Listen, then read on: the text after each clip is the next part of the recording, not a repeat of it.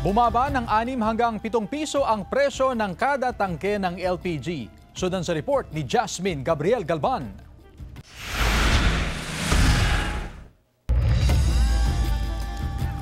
Dakong 1:00 ng hapon nitong October 27, 2025, nagsagawa ng operasyon ang mga tauhan ng Santa Maria Police Station sa isang umanong pagawaan ng paputok sa barangay Pulong Buhangin, Santa Maria, Bulacan.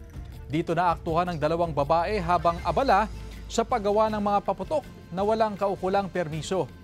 Na-recover sa kanila ang 3 kahon ng hindi pa tapos na mga paputok at isang drill na ginagamit umano sa paggawa nito. Ayon sa pulisya, lumabag ang 2 sa Republic Act 7183 o ang Illegal Manufacture of Firecrackers and Pyrotechnic Devices Act. Nasa kustodiya na ng Santa Maria Police ang mga sospek na wala pang pahayag.